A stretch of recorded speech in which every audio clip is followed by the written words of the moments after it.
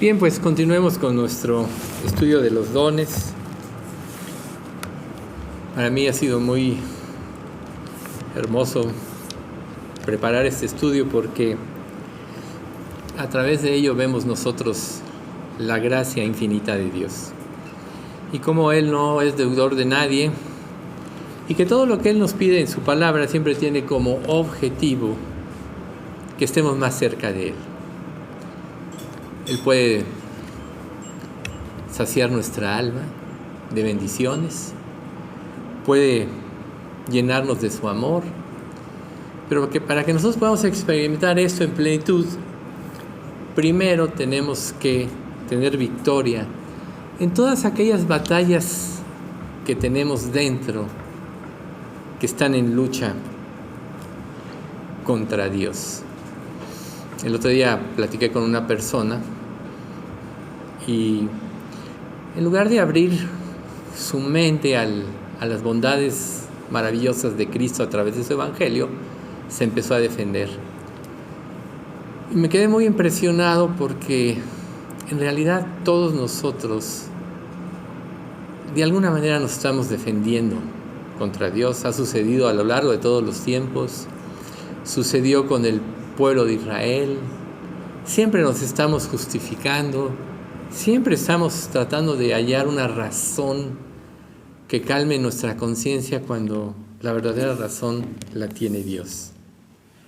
Entonces lo primero que tenemos que comprender nosotros precisamente es eso, el amor de Dios, para que rendidos a Él podamos empezar a experimentar la vida en plenitud que Él tiene para nosotros.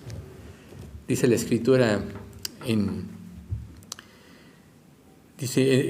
Primera de Juan, capítulo 4, del 8 al 13, dice: en esto se mostró el amor de Dios para con nosotros, en que Dios envió a su Hijo al mundo para que vivamos por Él. Dice, envió a su Hijo para que vivamos por Él.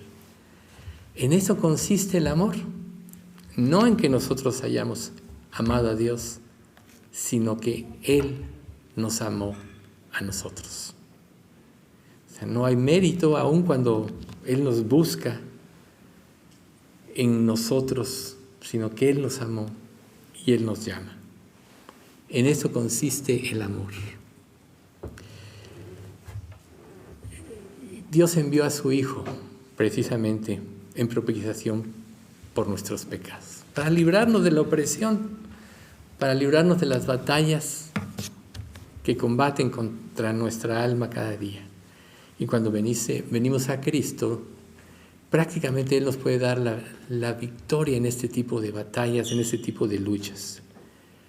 Y entonces recalca, en esto consiste el amor, no en que Él nos ha amado, no en que nosotros hayamos amado a Dios, sino que Él nos amó a nosotros, reitero, ¿no? Y entonces sigue, amados, si Dios nos ha amado así, debemos también amarnos unos a otros. O sea, el amor en nosotros es lo que nos hace que funcionemos bien. Es lo que nos permite a nosotros actuar correctamente con nuestro prójimo. Y ese amor nadie lo puede dar sino aquel que lo recibe. Y nadie lo puede recibir sino aquel al que le es dado. Y Dios se lo da, lo pone a nuestra disposición a través de su llamado. Por eso dice que nadie ha visto jamás a Dios. Si nos amamos unos a otros, Dios permanece en nosotros y su amor se ha perfeccionado en nosotros. O sea que la evidencia de que Él está actuando en nuestras vidas es que Él nos está transformando, nos está dando el verdadero sentido del amor. Recuerden ustedes que el amor humano siempre busca lo suyo, su conveniencia. El amor de Dios todo lo da, y Dios nos enseña a través de ese amor a precisamente darlo. Y tú me dirás, bueno, ¿por qué introduces esto de esta manera este estudio de los dones? Bueno, en este último versículo 13, el capítulo 4, dice: y en eso conocemos que permanecemos en Él y Él en nosotros. por el Espíritu Santo que nos ha dado. O sea que es el Espíritu Santo el que realmente va a producir en nosotros todo lo necesario para que nosotros podamos servir a Dios de la manera correcta. Siempre nos vamos a ver en la tentación de hacerlo nosotros por nosotros mismos. Siempre nos vamos a ver en la tentación de cambiar nosotros por nosotros mismos. Pero en realidad la verdadera transformación es cuando vamos dejando de ser nosotros y le damos paso a su Espíritu Santo. Y muchas veces nosotros no siempre estamos conscientes de todas estas cosas. Y a mí me llama mucho la atención en este capítulo 53 del libro de Isaías, cómo comienza, que dice: ¿quién ha creído a nuestro anuncio? ¿Quién ha creído? ¿Quién realmente de los que estamos aquí cree? ¿Y sobre quién se ha manifestado el brazo de Jehová, el brazo de Dios? La evidencia siempre va a ser esta, que el que cree le es dado todo, ese cúmulo de amor y todo ese portento de bendiciones que Él tiene que darnos. Y en realidad, miren, lo material en nada se compara a lo espiritual. Por eso Jesús dijo: no solo de pan vivirá el hombre, sino de toda palabra que sale de la boca de Dios, en Mateo 4:4. Entonces, cuando nosotros nos llenamos de Dios espiritualmente, entonces Dios aumenta nuestra capacidad de aprecio. Ahorita en el Salmo, antes Alex comentaba todas las bendiciones que Dios nos puede dar, y claro, Él es un ser dadivoso y es hermoso pensar en las bendiciones, pero realmente ¿podemos disfrutar de estas bendiciones? No lo vamos a hacer si no dejamos crecer nuestra vida espiritual, que no tiene dependencia de la vida material. Pablo fue un ejemplo de ello. Fue capaz de renunciar a todo por amor de Cristo. Renunció a su prestigio, renunció a todas las áreas de su vida que pudieran estorbar el avance del reino de Dios. Y ¿saben qué? No siempre él vio la luz, sino solo vio problemas. Y a veces nosotros nos asustamos un poco cuando empiezan los problemas, pero Dios ya tiene todo solucionado en nuestras vidas. Entonces, y esto siempre va a ser cuando ponemos nuestros ojos con claridad en el Mesías. Como sigue diciendo Isaías: subirá cual renuevo delante de él y como raíz de tierra seca. No hay parecer en él ni hermosura. Le veremos más inatractivo para que le decimos. A lo mejor ahorita tú solo tienes conceptos en tu mente de todo lo que lees en la palabra, si es que la lees, de todo lo que escuchas en un mensaje dominical, tanto los salmos como la predicación, pero en realidad Él va empezando a manifestarse en nuestras vidas en ese grado en que nosotros aceptamos sus términos, no los nuestros. Y Jesús, por manifestar la voluntad de Dios, dice la Escritura en el versículo 3 del capítulo 53, despreciado y desechado entre los hombres, varón de dolores, experimentado en quebranto, y como que escondimos de él nuestro rostro, y fue menospreciado, y no lo estimamos. Esta es precisamente una de las historias más reales en cada uno de nosotros. Pero en la medida en que Él va gobernando nuestra vida y va conquistando verdaderamente nuestros corazones, es como nosotros podemos ver realmente, o empezamos a ver cómo realmente Él es. Entonces, nosotros no debemos de confundir la paciencia de Dios que tiene con nosotros como si Él nos diese su aprobación y pensábamos que Él tiene indiferencia a nuestra vida de pecado o a nuestra falta de consagración. Su paciencia es para salvación. Su paciencia es para llevarnos al arrepentimiento. Su paciencia es para que realmente lo dejemos a Él actuar y nosotros comprendamos. A veces Él nos deja correr un tiempo en nuestros propios caminos y aparentemente vemos que no pasa nada y por eso a vivir nuestra propia religión. Y por eso pensamos que Él lo aprueba. Pero miren, debemos tener mucho cuidado con exigirle a Dios o pretender que las cosas se hagan a nuestra manera. Porque puede ser que Dios te lo conceda. ¿Y sabes qué va a pasar? Tendrás consecuencias dolorosas. O sea, Dios quiere bendecirnos, no maldecirnos. Pero cuando se agota su paciencia y nosotros seguimos en nuestra necedad, entonces Él nos deja seguir en nuestros propios caminos. En Romanos capítulo 1, cuando habla de la humanidad a partir del versículo 18, dice, y como ellos no tomaron en cuenta seguir a Dios, Dios los entregó a sus malos deseos. ¿Ven ustedes? Israel, vez tras vez, Dios los llamaba, les decía que corrigieran sus caminos, los quebrantaba y volvían a Él, pero al rato volvían a lo mismo. Josué conocía perfectamente toda la historia desde que salieron de Egipto, todo lo que pasó, los 40 años en el desierto. Él, por fe, mete a Israel a la tierra prometida. Pero al último, cuando ya es anciano y viejo, les da una exhortación parecida a la que les da Moisés antes de morir, cuando iban todavía a entrar a la tierra prometida.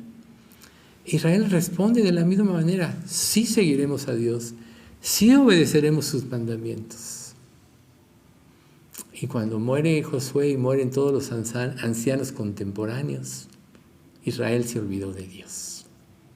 Israel se olvidó de Dios. Y tú dirás, ay, ¿cómo es Israel? No, Israel representa al ser humano. Nosotros vemos en Israel la necedad que hay en nosotros. Nosotros vemos en esa nación lo que es recibir la gracia y menospreciarla. Estamos estudiando los dones, pero es necesario que para que podamos apreciar todas estas enseñanzas, tengamos presente la condición que tenemos que tener para que Él nos bendiga, el estado espiritual en el que tenemos que vivir para que Él nos bendiga. Si no, solo van a ser conceptos que vamos a entender aquí y saliendo de aquí se nos van a olvidar, se van a velar. Cuando Dios nos da su luz es para que entendamos y transformemos nuestra vida. Cuando tenemos la luz y no tomamos acción respecto a lo que Dios nos muestra, se vela, como decíamos la vez pasada. Entonces ahorita vamos a ver Romanos 12:8, que dice: el que exhorta en la exhortación, el que reparte con liberalidad, el que preside con solicitud, el que hace misericordia con alegría. Podríamos nosotros decir que ahorita, en la introducción, fue una exhortación, ¿sí? Dice la palabra que, la explicación es que el don capacita al creyente para que él pueda hacer el llamado de Dios y que los demás le sigan. Ese es el objetivo de la exhortación, ¿sí? Ayudar a las personas a entender su condición espiritual para que entendiendo sigan a Cristo. Entonces, recuerden que siempre en toda exhortación, el primer exhortado debe de ser tú mismo. Porque tú puedes decirle tienes que hacer esto, tienes que hacer lo otro a una u otra persona. Por eso nosotros no estamos calificando los dones. Porque eso no serviría de nada si tú no estás viviendo la vida cristiana. Entonces aquí hay dos aspectos en este don de exhortación: el sentido negativo y el sentido positivo. ¿Cuál es el sentido negativo? Bueno, consiste en amonestar y corregir con respecto al pecado. ¿A quién de nosotros nos gusta ser amonestados? A mí a veces me han pasado, no pocas, sino muchas veces, que me dicen que por qué a veces soy tan duro en ciertas cosas. Pero en realidad la Escritura misma tiene que enfrentarnos, tiene que exhortar nuestras vidas para que nosotros podamos ser sanados. Recuerden, los cretenses, decía Pablo, malas bestias, glotones, ociosos. Repréndelos duramente para que sean sanos en la fe. A veces nosotros, y no estoy hablando de un pastor o de alguien que te diga, sino que Dios a través de la vida, de las circunstancias o de personas o de un estudio como esto, te reprende. Pero te reprende para que seas sano en la fe, para que dejes aquellas cosas que te impiden la bendición. En 2 Timoteo 4:2 dice: insto a que prediques la palabra, que instes a tiempo y fuera de tiempo. Redarguye, reprende, exhorta con toda paciencia y doctrina. ¿Ves? Predica la palabra en tiempo y fuera de tiempo. Redarguye, reprende con toda paciencia y doctrina. Cuando una persona es enfrentada a eso y no le gusta, va a salir, va a querer escapar y va a usar la justificación. Y lo más triste, ¿saben qué va a hacer? Que con tal de justificarse puede contaminar a otros. Y aquellos otros que no tienen firmes sus convicciones en la palabra de Dios y lo que debe hacer, se pueden ir por la funda, con la finta. Y Pedro decía: mirad que ninguna raíz de amargura os estorbe, no sea que otros sean contaminados. Nosotros debemos que tener una relación directa con Dios, ser fieles a Dios, ser fieles a la Escritura. Y entonces no nos vamos a confundir nunca. Y vamos a poder ayudar a las personas a corregir el camino. Porque si en un estudio como este nosotros le damos por ganar gente o una aprobación, le damos por su lado a cada persona, esto dejaría de ser una iglesia verdadera. ¿Por qué? Porque no habría convicción que lleve al arrepentimiento, no habría convicción que lleve al cambio. El libro de los Hebreos es muy claro en este aspecto, capítulo 2, versículos del 1 al 4. Por tanto, es necesario que con más diligencia atendamos a las cosas que hemos oído, no sea que nos deslicemos. Porque si la palabra dicha por medio de los ángeles fue firme, y toda transgresión y desobediencia recibió justa retribución, ¿cómo escaparemos nosotros si descuidamos una salvación tan grande? La cual, habiendo sido anunciada primeramente por el Señor, nos fue confirmada por los que oyeron, testificando Dios juntamente con ellos con señales y prodigios y diversos milagros y repartimentos del Espíritu Santo, según su voluntad. Aquí habla de los dones, ven ustedes. Pero ¿cómo escaparemos si estamos descuidando esta relación con Dios? Si por querer vivir nuestra propia comodidad, hacemos a un lado los mandamientos que nos enfrentan. Así nunca vamos a descansar. Dios te enfrenta para que sueltes aquello que te impide que Dios derrame su gracia en ti y puedas descansar. Y cuando tú te resistes, cuando tú te justificas, lo único que estás haciendo es impedir la bendición. ¿Ven ustedes qué claro es Dios? Por eso dice que es necesario que con más diligencia pongamos atención en todo lo que se ha oído, todo lo revelado en su palabra. No sea que nos deslicemos. Todos los creyentes nos podemos deslizar. En un momentito, en un abrir y cerrar de ojos, podemos caer. Le pasó a David, antes le pasó a Moisés, le pasó a Josué y los ancianos cuando vinieron los de Gabaón y no consultaron a Dios, cuando tenían que haberlo hecho, ¿verdad? Y así vemos que la Biblia está llena de historias, por eso son tan importantes todas las historias del Antiguo Testamento, donde nosotros podemos ver con claridad los errores. ¿Por qué Dios nos muestra los errores de las personas? Primero nos hace ver que el único perfecto es Él, pero luego nos está dando advertencias, ilustraciones, para que no caigamos en los mismos errores. Nosotros estamos viviendo los últimos tiempos. Todos sabemos, por todo lo que pasa en este mundo, que el Señor está cerca. ¿Y cómo vas a estar tú cuando Él se presente? ¿Sí? Amados, dice más adelante la primera de Juan, permaneced en Él, para que cuando se manifieste tengamos confianza, para que en su venida no nos alejemos de Él avergonzados. Ponte a pensar, si el Señor viniese hoy por la iglesia, pudiera venir en este momento, ¿cómo te presentarías de Él? ¿Tendrías confianza o acabarías avergonzado?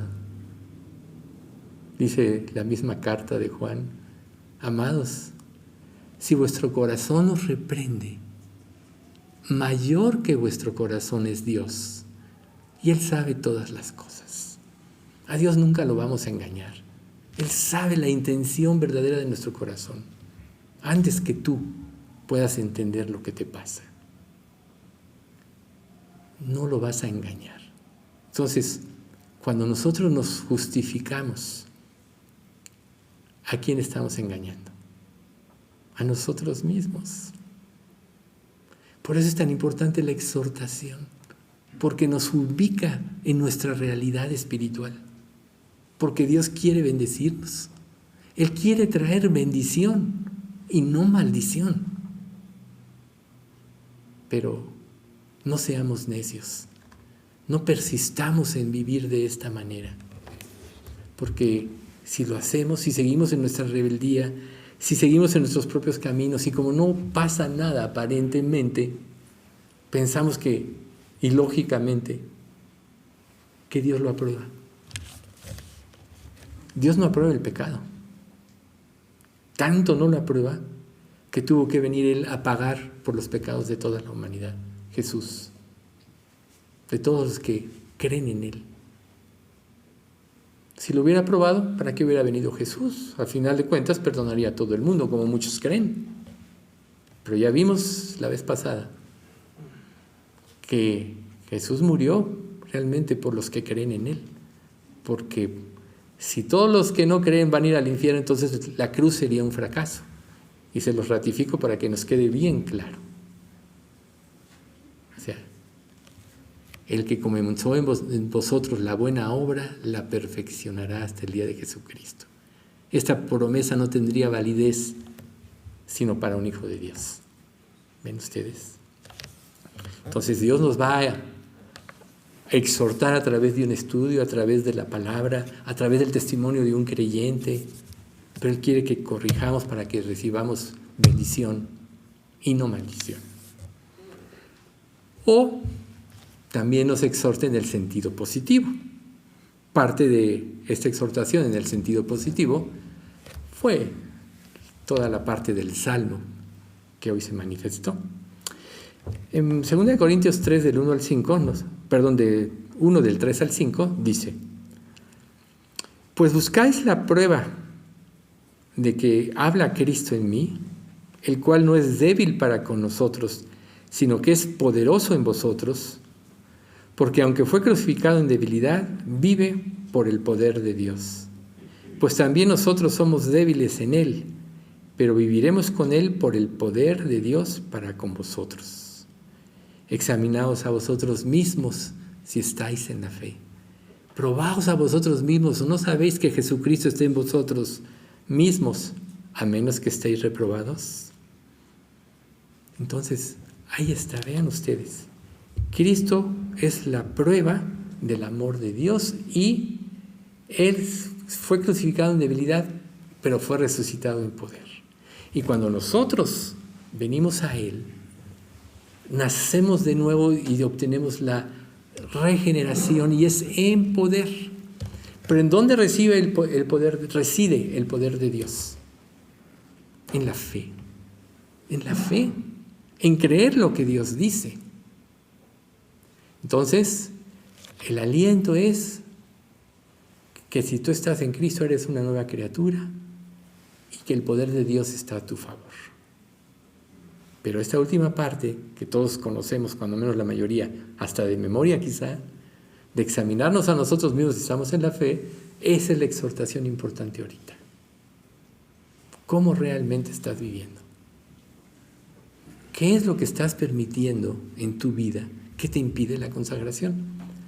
Cuando nosotros venimos a Cristo, Él debe ser el todo de nuestra vida. Debería ser el todo de nuestra vida.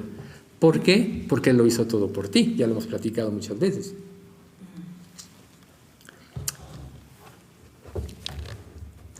Te predestinó antes de la fundación del mundo, trabajó en los años de tu vida necesarios para preparar tu corazón al momento del llamamiento, te cambió, te llevó al arrepentimiento, te dio la fe y te hizo su hijo.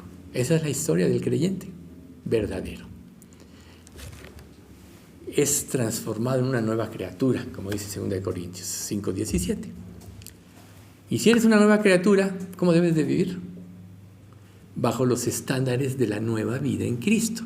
¿Y cuál es esta nueva vida? ¿Cómo Cristo vivió? ¿Cómo vivió Cristo? En obediencia absoluta al Padre. Por eso pudo reflejar al Padre y un día le pudo decir a Felipe, ¿cómo dices, muéstranos al Padre y nos basta? El que me ha visto a mí, ha visto al Padre.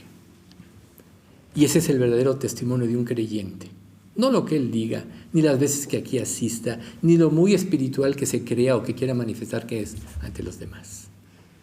El verdadero testimonio es que él refleje a Cristo. Y al reflejar a Cristo, está viendo al Padre, de alguna manera. ¿Ven ustedes qué importante?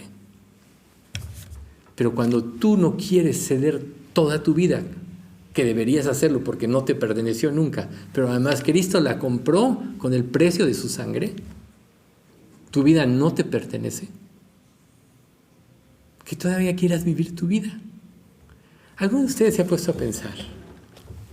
Cuando Israel sale de Egipto, ellos eran esclavos en Egipto.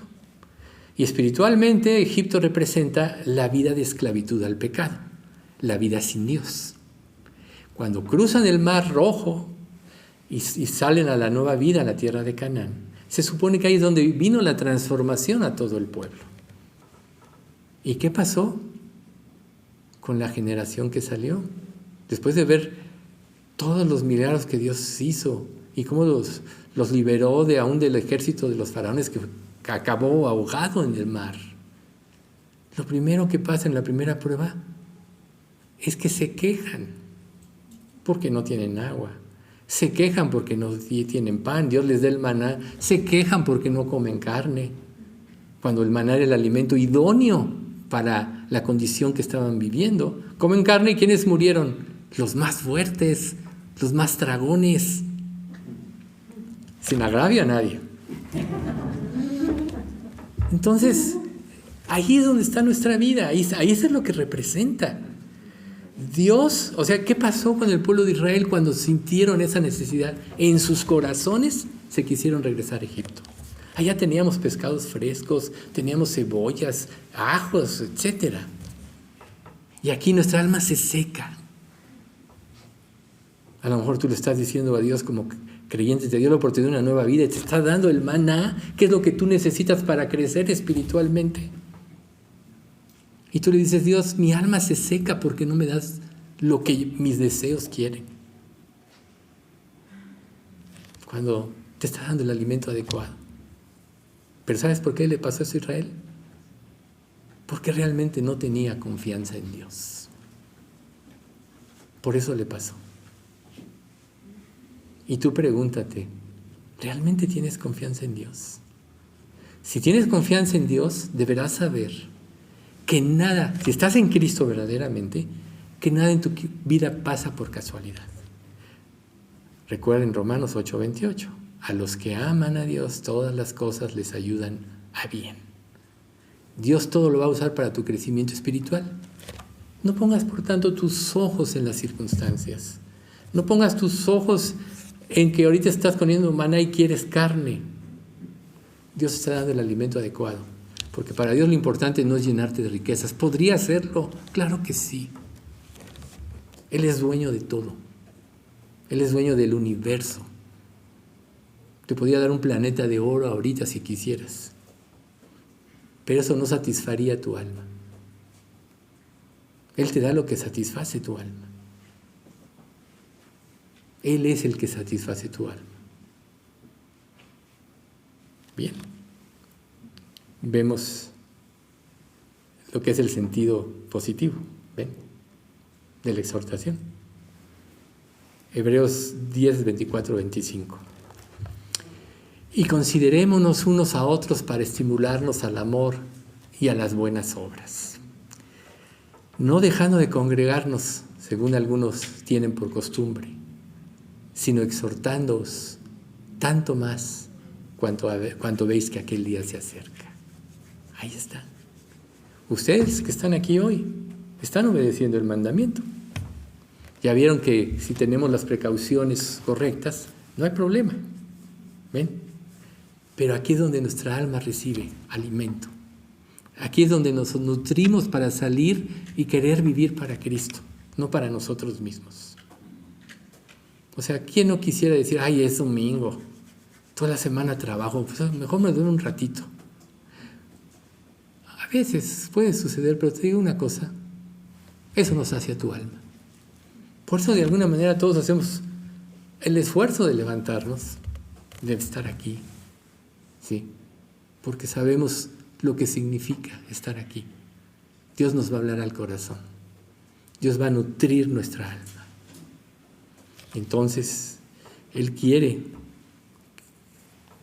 que nosotros estemos al pendiente de sus mandamientos. Y uno de ellos es este: reunirnos para estimularnos unos a otros al amor y a las buenas obras, para servir a Cristo, para ayudarnos a dejar esa vida vana que no nos sacia.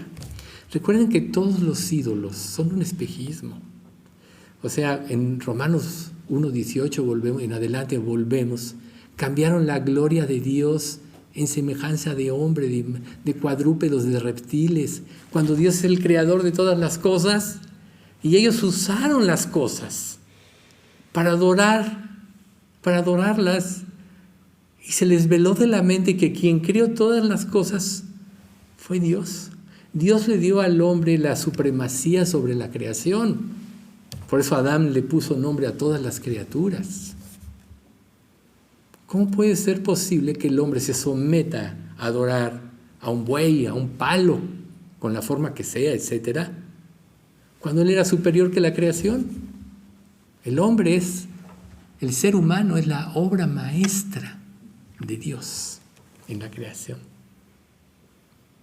Cristo vino a morir por nosotros, no por los animales.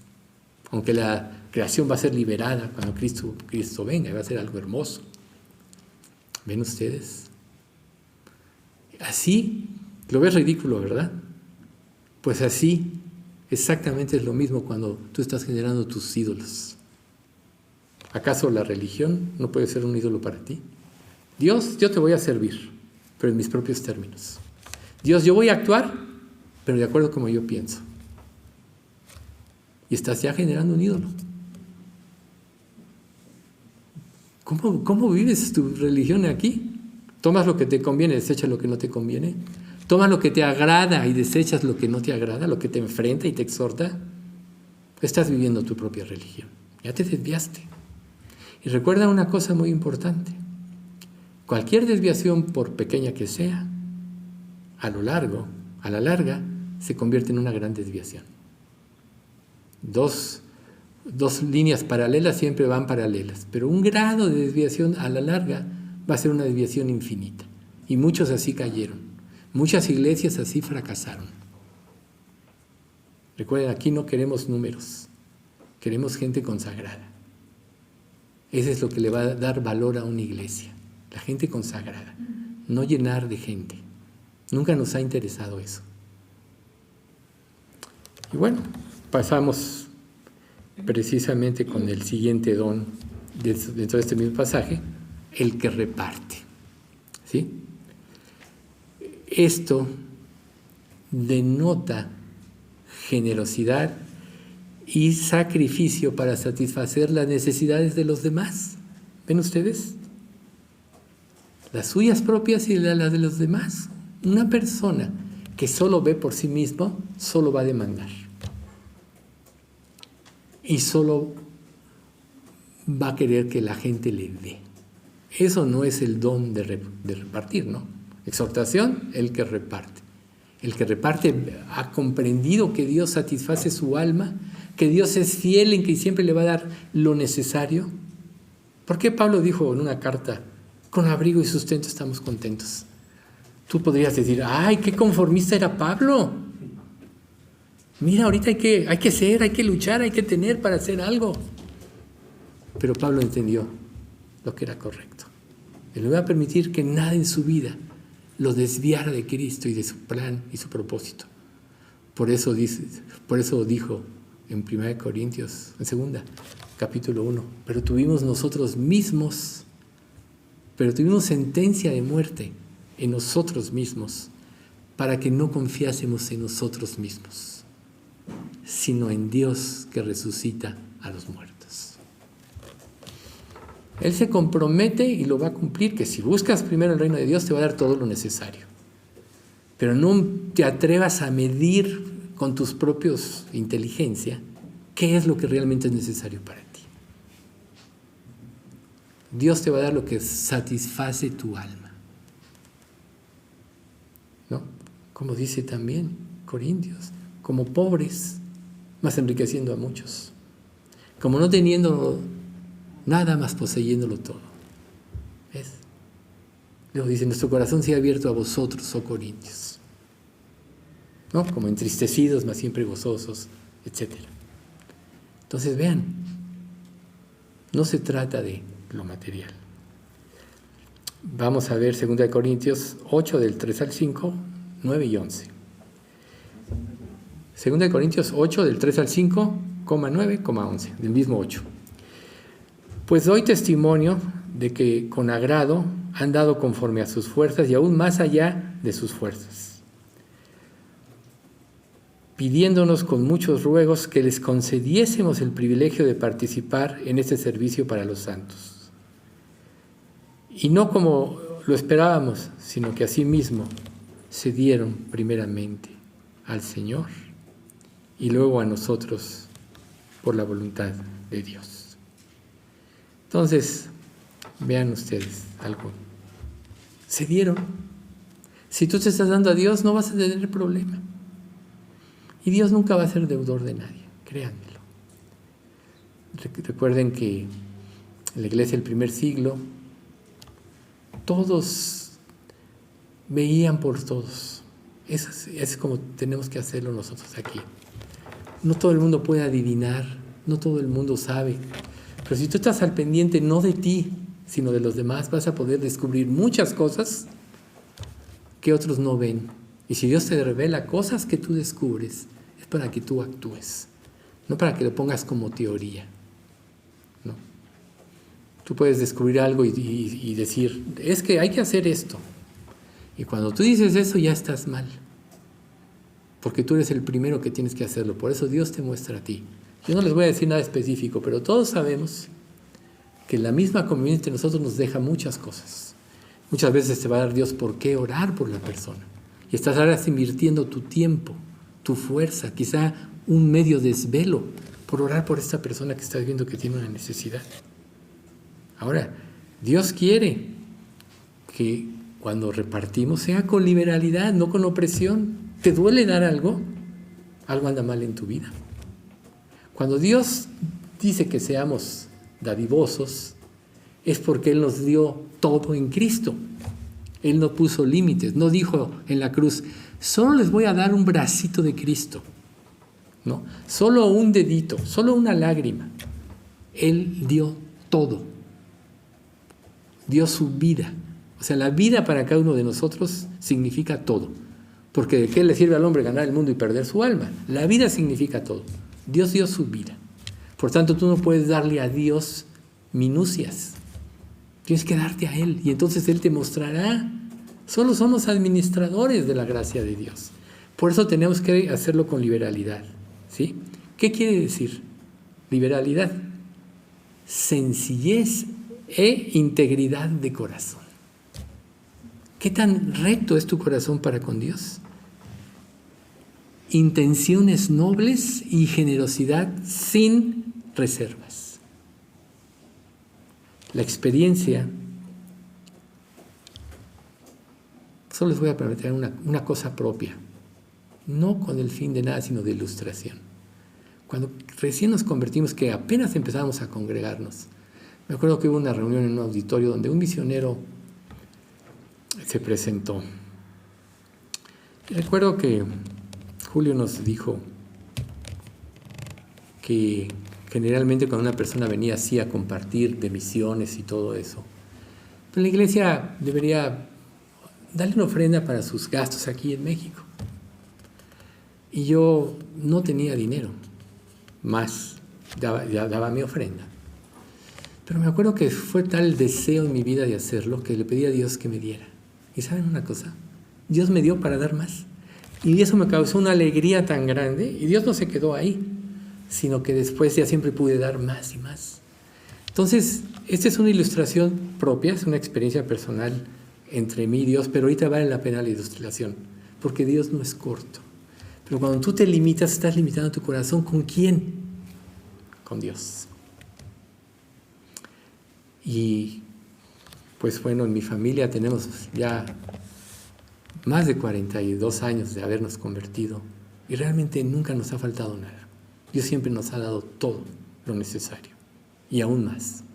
Entonces, si Dios ha sido fiel y es el mismo Dios, Dios va a ser fiel con todos. Yo sé que muchos han experimentado bendiciones así aquí, pero lo digo porque Dios no quiere que nadie cierre su corazón. O sea, no es otra cosa sino que es tu vida.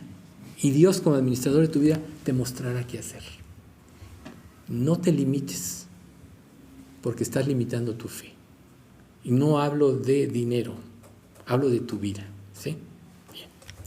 Mateo 6:2 dice, cuando pues des limosnas, no hagas tocar trompeta delante de ti, como lo hacen los fariseos y las sinagogas en las esquinas de las calles para ser alabados por los hombres. De cierto os digo que ya tienen su recompensa. Lo tuyo debe ser entre tú y Dios. Si no es entre tú y Dios y tienes motivaciones equivocadas, no te sirve. Por eso dice, que no sepa tu izquierda lo que hace tu derecha. En Hechos 2, 44 y 45 dice, todos los que habían creído estaban juntos y tenían en común todas las cosas y vendían sus propiedades y sus bienes y los repartían en todos según la necesidad de cada uno. No les estamos diciendo que vendan nada para eso. O sea, eso fue la iglesia en su primer siglo. Pero aquí la intención es que todos veían por otros. Esa es la fuerza de la iglesia. Si Dios ha visto por mí, yo voy a ver por otros. No quedarme con recibir, buscar solo recibir de Dios. Yo te diría de otra manera, ¿cuánto quieres recibir? ¿Cuánto puedes dar? Y no es evangelio del progreso, sino más bien hablo de tu vida. Dios dio todo por ti. Si tú das todo por Dios, siempre vas a tener con claridad qué hacer. ¿Sí? Pero si no le has rendido tu corazón plenamente a Dios, siempre vas a tener confusión y entonces vas a hacer cosas que de nada te van a valer, ¿no? En 2 Corintios 8, 2 al 5 dice que en grande prueba de tribulación, la abundancia de su gozo y su profunda pobreza abundaron en riquezas de su generosidad. Pues doy testimonio de que con agrado han dado conforme a sus fuerzas y aún más allá de sus fuerzas, pidiéndonos con muchos ruegos que les concediésemos el privilegio de participar en este servicio para los santos. Y no como lo esperaban, fíjense qué importante, sino que a sí mismos se dieron primeramente al Señor y luego a nosotros por la voluntad de Dios. ¿Realmente te estás dando a Dios? Entonces lo vas a hacer. Y luego seguimos con el mismo pasaje, el que preside. ¿Saben qué quiere decir presidir? Pararse al frente. Y por supuesto que no siempre va a ser en función de un predicador, sino también habla de los que administran y los que tienen una responsabilidad en la iglesia que Dios les ha dado. Nosotros vemos que aquí naturalmente Dios ha dado responsabilidades. Y si lo hacemos con gozo y alegría en nuestro corazón, ese es precisamente el sentido del don de Dios. Si lo hacemos de fuerza, no nos vale nada. Si lo hacemos de mala voluntad, no nos vale nada. Tú puedes hacer todo, y ahí vemos, lo vamos a ver más a detalle en Corintios, ¿no? Y si tuviese profecía, y entendiese todos los misterios, y toda la fe que de manera que se trasladase los montes, y no tengo amor, nada soy. O sea, los dones son para que nosotros los podamos poner al servicio de la comunidad, al cuerpo de Cristo. Luego, en 1 Corintios 12, 28 dice, a unos puso Dios en la iglesia, primeramente, apóstoles, luego profetas, lo tercero, maestros, luego los que hacen milagros, después los que sanan, los que ayudan, los que administran, los que tienen don de lenguas. Bien, entonces aquí nosotros, en un sentido, tenemos que ver que todos los dones tienen como función al servicio de la iglesia, ¿sí? Entonces, el punto de presidir es un término que, fíjense, que significa guiar. Y se aplica a una persona que maneja el timón de una embarcación. Recuerden, una embarcación tan grande, la misma Biblia nos pone el ejemplo, con un timón tan pequeño, pero el que lo hace lo guía a donde quiera, al puerto seguro. Entonces la idea de presidir es guiar a la gente a Cristo, a que viva para Cristo, a que deje el pecado, a que deje su egoísmo. ¿Quién puede, como decíamos al principio de la plática, recibir todo esto? También en el Nuevo Testamento esta palabra de presidir significa un punto muy importante: liderazgo en el hogar. Dios puso el orden en cómo cada persona debe de vivir. Y Dios puso el orden en la familia. La responsabilidad o el fracaso en un hogar depende del hombre. Y el hombre tiene que ejercer el liderazgo no como una impositiva machista, sino tiene la obligación de crecer espiritualmente y guiar el hogar bajo los principios de la Biblia, para que todo el hogar pueda funcionar correctamente. Ese es el liderazgo en el hogar. Cuando un hombre pierde su liderazgo, entonces el hogar sufre desequilibrios. Y si es un ministro del Evangelio y pierde el liderazgo en su hogar, hay una gran desviación. En la carta de Apocalipsis, en capítulo 3, habla de esa mujer Jezabel que seducía y llevaba a las personas a la impiedad. Entonces vean ustedes que es una aplicación también. Obviamente, los líderes de la iglesia, ¿sí?, que deben ejercer, todo líder de la iglesia tiene que ejercer este don, aunque no está limitado solo a los líderes. Naturalmente lo vas a hacer. El que hace misericordia. La persona que trata con simpatía y sensibilidad a quienes pasan por el sufrimiento y la tristeza, que tienen tanto la disposición como los recursos para contribuir de forma activa al alivio de sus aflicciones. ¿Se dan cuenta? Ese es el que hace misericordia.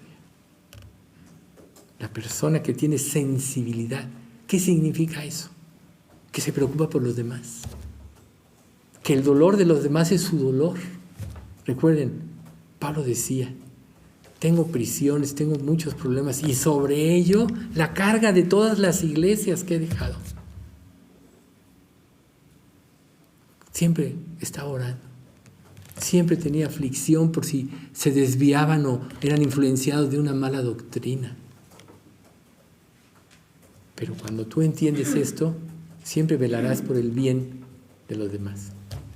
Cada uno aquí, nosotros, tiene una familia natural, ¿sí? Tu familia, tus padres, tus hermanos. Pero ¿saben qué? La verdadera familia somos nosotros, el cuerpo de Cristo, a quienes Dios ha transformado. Tu verdadera familia está aquí. Y es aquí donde tú debes de dar todo. ¿Por qué tienes que darlo todo? Porque la iglesia es el cuerpo de Cristo, columna y baluarte de la verdad, a quien Jesús desposó con el precio de su sangre y que un día se la va a presentar a sí mismo santa, sin mancha y sin arruga delante de Él. ¿Tú crees que eres digno de eso? La iglesia de Cristo. Y bueno, el que tiene misericordia muchas veces va acompañado con el don de exhortación que ya explicamos. Y la última parte para concluir hoy, lo de Romanos, es con alegría. Con alegría. Lo que haces para Cristo te causa pesar, mejor no lo hagas. No te vale de nada. ¿Sí? Dice, esta actitud es crucial para asegurar que el don de la misericordia se convierta en una ayuda eficaz. Imagínate, te voy a ayudar con esto y ya no estés molestando. O sea, ¿quién podría recibir algo así y estar en paz? Pero si ves el amor, el cuidado y la misericordia de la persona, eso es diferente. O sea, si has de dar algo, dalo de corazón y no para tu gloria, sino para la gloria de Dios, por lo que Él hizo por ti. Todo esto proviene de la gratitud. Por eso esta introducción de esta parte del estudio. ¿Sí? Entonces, ayuda eficaz y auténtica, no palabras. No una conmiseración impotente y desalentadora de quienes sufren. Me voy a escarnecer, me voy a enseñorear de quienes sufren. No. Vamos a dar gracias. Padre Santo, cuántas gracias te damos, tanto por el estudio del Salmo como por esta parte primera de los dones de Romanos.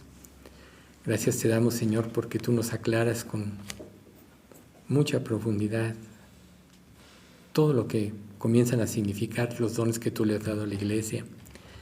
Y realmente, Señor, sabemos que todos los que hemos nacido de nuevo, que somos nuevas criaturas, ya fuimos investidos con el poder de lo alto, con tu Santo Espíritu, y tu Espíritu Dios nos dio dones. Sabemos que todos estamos ya ejercitando un don, aunque no lo conozcamos con precisión, aunque sabemos también que el hecho de consagrar nuestras vidas nos podrá permitir identificar con claridad esto. Pero tú no estás limitado a esto, Señor, porque tu poder es infinito. Así que anhelamos, Padre, que lo que tú nos has dado como una gracia lo podamos usar para tu gloria y para la edificación de nuestros hermanos de Cristo, en Cristo y nuestra iglesia. Y también, Señor, para poder atraer muchos a ti. Porque es una realidad, Padre, que todo aquel que no te conozca va rumbo al infierno. Y muchos lo ignoran. Y nosotros, Padre, no queremos que esto suceda. Así que danos precisamente esta habilidad de poder transmitir tu palabra en todo momento. Señor, bendice a nuestra iglesia. En nombre de Cristo Jesús te lo pedimos. Amén.